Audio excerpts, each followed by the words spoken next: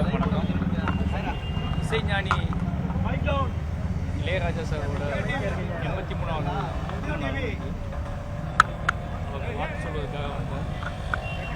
இந்த 83வது வயசில் அவர் கூட சேர்ந்து என்னோட 6வது படத்தை நான் பண்ணுறேன். லைஃப்பில் முக்கியமான முக்கியமான தருணம்னு நினைக்கிறேன். இந்த தருணம் இந்த நாட்களில் நடந்ததில் மிகப்பெரிய சந்தோஷம். அந்த சந்தோஷத்தை பகிர்ந்து கொள்வதற்காகவும் அந்த சந்தோஷத்தை கொண்டாடுவதற்காகவும் வந்து வாழ்த்து சொன்னேன்.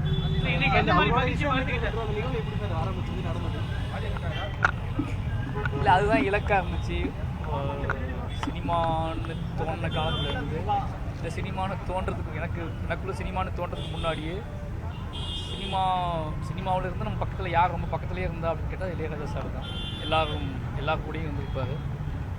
அதனால் வந்து ராஜா சார் கூட ஒர்க் பண்ணணும் அப்படிங்கிறது வந்து ஒரு வாழ்க்கையில் பெரிய ஏக்கமாகவே இருந்துச்சு.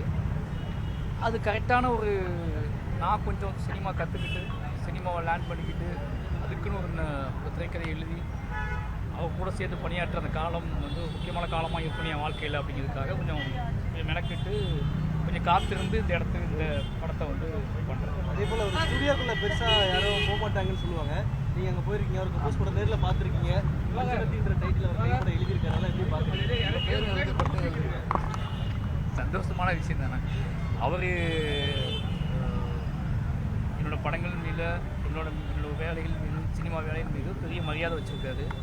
ரொம்ப சந்தோஷமாக இருந்துச்சு. ஏன்னா இனி வரவேற்ற விதமும் எனக்காக அவர் வேலை செய்கிற விதமும் என்னோட பழகுகிற விதமும் என்னை கொண்டாடுகிற விதமும் சொல்கிறது ஒரு பிள்ளையாக என்னை நடத்துகிற விதமும் ரொம்ப சந்தோஷமாக இருக்குது.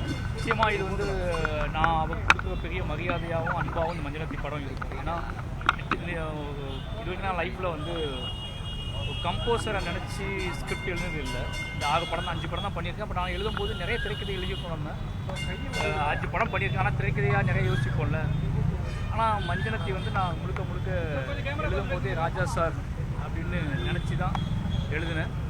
ஒரு இசை மனசுக்குள்ளேயும் புத்திக்குள்ளேயும் இசையை வச்சுக்கிட்டே எழுதின ஸ்கிரிப்ட் தான் மஞ்சள். சுத்தம் கொடுத்துட்டே இருக்கீங்க சார், பார்க்குற இடத்துல அவருக்கு. அதுக்கான காரணம் என்ன சார்? தெரியல, அது என்ன சொல்கிறதுன்னா அவரை பார்த்த உடனே நமக்கு ஒரு தோணும்ல. அது மாதிரி எனக்கு அவர் மீது தீரா காதல். அந்த காதல் வந்து அந்த காதலை வெளிப்படுத்துகிற ஒரு விதமாக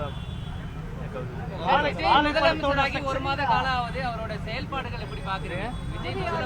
நான் இளையராஜா சாரை வந்து சந்திக்க சந்தோஷமாக வந்திருக்கேன். இளையராஜா சாரை வந்து நான் வந்து பார்க்க வந்திருக்கேன்.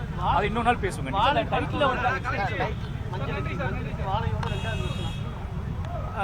அப்படி சொல்லலாம்.